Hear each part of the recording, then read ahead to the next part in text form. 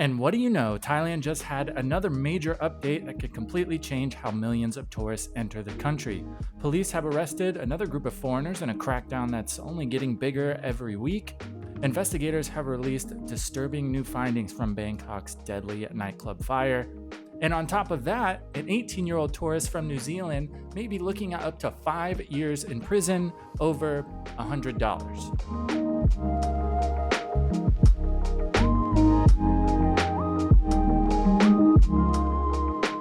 How's it going?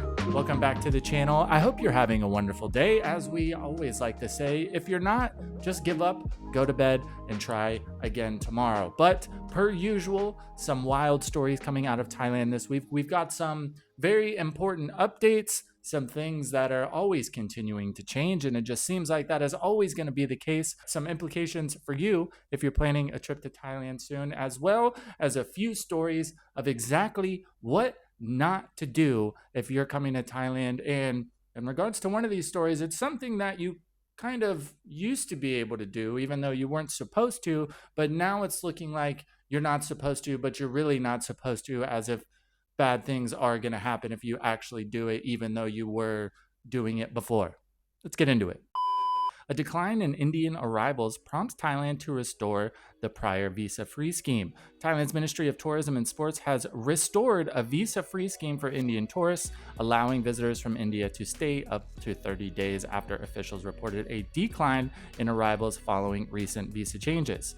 In May, the cabinet ended the temporary 60-day visa exemption that applied to citizens of 93 countries and territories. The government said the measure had been abused by some foreign nationals to work illegally, operate businesses without permission, and commit other offenses. Officials said tourism data showed the most genuine visitors stayed in Thailand for 30 days or less, making the previous 60-day exemption unnecessary for the majority of travelers. So what do you know? Some more visa changes. If you've spent time in Thailand, you know, but if you've never been here, this is just part of the game, especially if you're going to be coming frequently or you want to stay for an extended period of time. But how does this apply to you? Well, obviously, if you're an Indian tourist, it affects you directly. But even if you're not, something that is very important to understand is you have to keep up with this stuff. Even if you're doing research or you're planning on coming in the future and you're looking stuff up, you have to really pay attention to what information you're taking in. If you're watching YouTube videos or reading blogs or whatever from 6 months ago, it's highly likely that the situation might be different now. So if you are planning a trip soon, make sure you are following the most up-to-date information.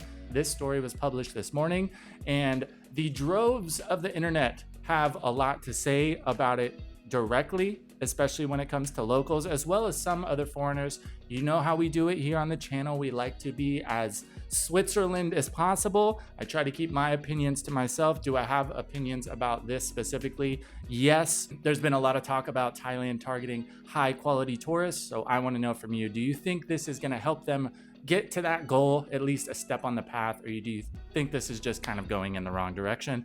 Let me know down below. At this point, it's pretty easy to say that Thailand seems to change visa policies about as frequently as Madonna probably has to change her license photo. Now, speaking of government changes, this next story just goes to show that the landscape of Thailand is changing quite a bit.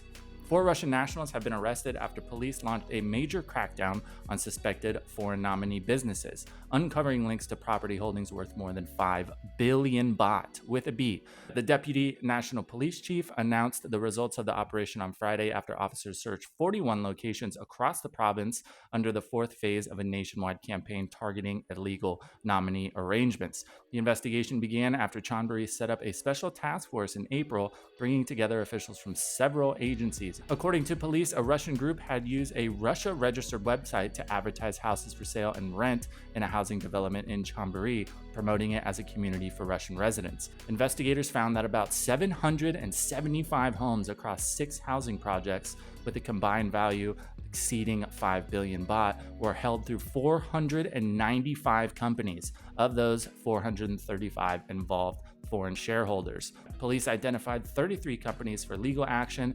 19 are suspected of using Thai nominee shareholders on behalf of foreigners. So if you don't know, just to help get you up to speed a little bit, it is against the law for foreigners to own businesses outright or to own land in Thailand. Now, there are a few variations in there depending on what country you're from, but for the most part, that's how it works. But for a long time in Thailand, these nominee setups were commonplace. Well, they still are really, but now police are starting to say, yeah, we don't think we're going to do this anymore. Over the past 2 or 3 months, however, police have began cracking down on this. Now, on one side, you've got people saying, of course, it's the law's being broken, it should be enforced.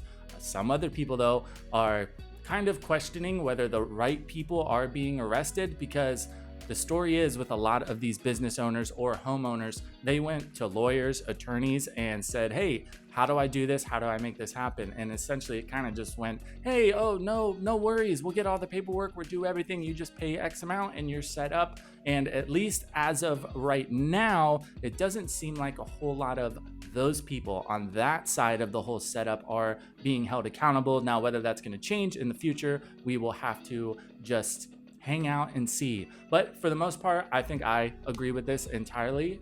If it's against the law, it's against the law. I just do hope that everybody involved in these things is held accountable, and hopefully the police are kind of taking it story by story. I think with some situations, it's probably very obvious, okay, this person knew what they were doing was against the law and they tried to manipulate the system. But I do think there's probably some people who are getting caught up in it that were just trying to do the right thing and tried to do it the right way and are now getting hung out to dry.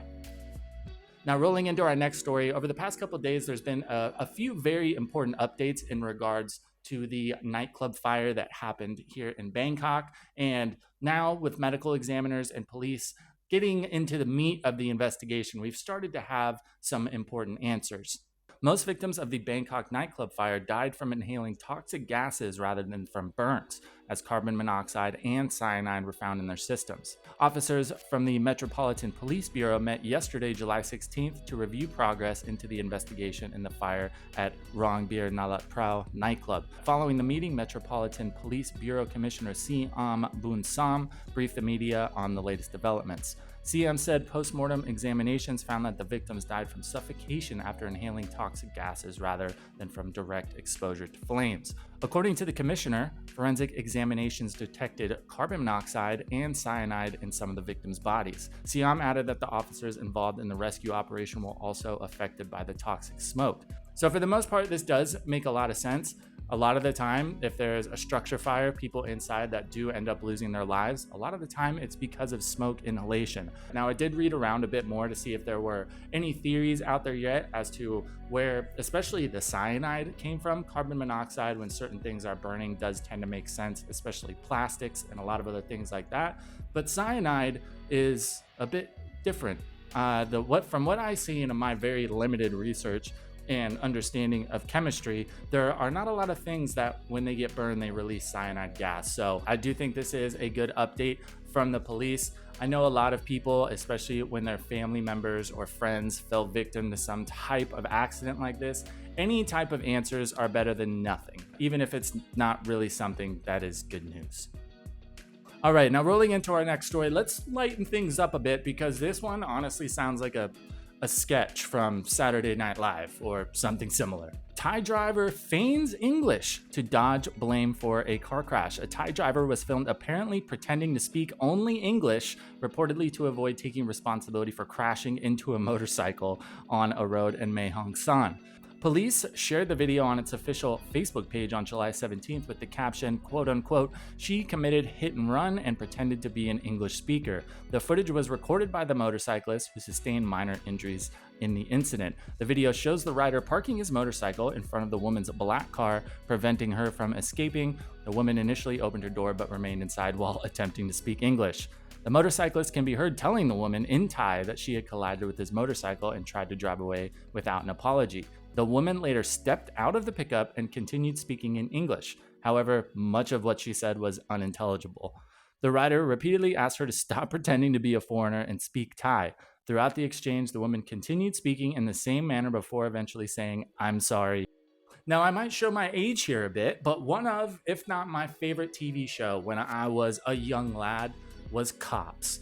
And some of my favorite interactions on that show are just, especially now with police body cams, is people getting into accidents while drinking and driving, and just the litany of excuses or the attempts to wiggle out of responsibility are hilarious in my opinion, especially when alcohol is involved, because I'm sure you all know when somebody is drunk, they are convinced they are the smartest, most clever person on the planet. Initially, when I read this story, off the rip, I already thought it was funny, but the more I really thought about it, the funnier it got, because I watched the video, and in the video, you can very obviously tell that this girl, one, is not fluent in English by any means. She also has a very thick Thai accent when trying to speak English. On top of that, she has obviously had some drinks, and the more you watch the video, the further you go down on the list, there is just every telltale sign that this girl is Thai. The vehicle she was driving, her accent, some of the things she had in her car. I thought it was hilarious. As of right now, there is no news from the girl directly. There's no real news on whether there's charges pressed or anything like that, but just goes to show, if you're gonna have a story to try to get out of some responsibility, and maybe practice. I don't know. It's like one of those situations when somebody owes you money or something similar, and then all of a sudden they've just completely forgotten how to communicate or understand anything you're saying. It never gets old, honestly. Now, running right along to our next story, I don't know about you, but when I was a young buck, I tended to just not think things through very well. And I don't know what it is about Thailand. I don't know if it's the nightlife attracting people or what it is, but it seems like there is an increase of more and more people that are honestly similar to my younger self that tend to come here and do things that they probably don't even do back home, and for some reason they think it's fair game. 18-year-old tourist from New Zealand could face years in Thailand jail for a quote-unquote $100 crime. A New Zealand teen is accused of stealing in Thailand and has been reunited with his mother after being released on bail following almost a week in custody.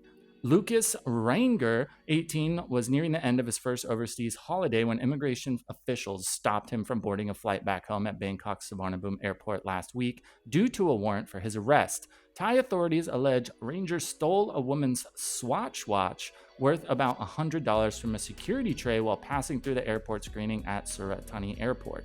He spent a night in a Bangkok police cell before being transferred by train to a prison in Surat Thani, 650 kilometers away. Ranger spent 6 days in custody before he was released on bail for 100,000 baht early Wednesday. Having lost 10 kilograms and had his hair shaved off while in solitary confinement, Ranger was almost unrecognizable when reunited with his relieved mother, Natasha. As part of his bail conditions, Ranger must remain in Thailand and report to police once a fortnight. A court hearing date has been scheduled for September. Ranger faces up to 5 years behind bars, despite his mother claiming that the alleged victim has agreed for the charges to be dropped. So, no judgment here.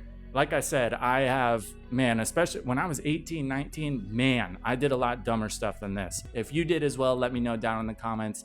Anonymity, hopefully you're a little bit older, statute of limitations, don't worry about it. This is so wild to me because, of course, the story is, oh, well, I didn't do it on purpose. I didn't know, it just doesn't make any sense, of course. So what happened is, the little trays that you put your stuff in to go through the x-ray, he was going through, he grabbed his stuff, and then he grabbed the lady's watch. It's not like it was a Rolex, anything like that, a $100 watch. And on top of that, you do it in the airport.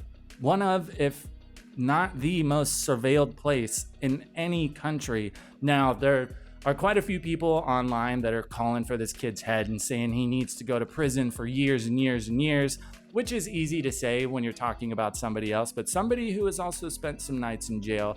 I think what has happened so far, hopefully the kid takes it as a lesson. $1,000 to the lady. She got her watch back. He was in jail for a week. In Thailand jail, I feel like that's more than fair, in my opinion. Let me know what you think down below. Do you think things need to be a bit more severe? And like we said, as of right now, the charges have not been dropped. He does have a court date, so I don't really know how it works in Thailand, but in America, sometimes if you steal somebody's things or something like that, even if that person says they don't want to press charges, the state will continue to press charges anyway.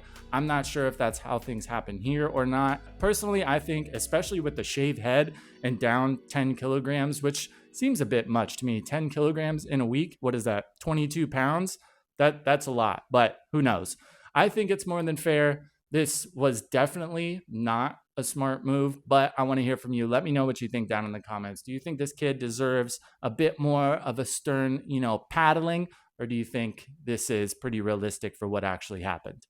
At this point, if you've been here for a while, Thailand never has a slow week when it comes to news. As always, I want to hear from you down in the comments. Which of these stories stood out to you the most and why? If you did make it this far in the video, thank you so much for being here. If you do want to stay up to date, if you don't want to, scroll through the droves of the interweb to know what's going on in Thailand or Asia as a whole for that matter, you know what to do. Go ahead, hit that subscribe down below. We are on the grind for 20,000 subscribers. Everybody who's here already, thank you so much for being here.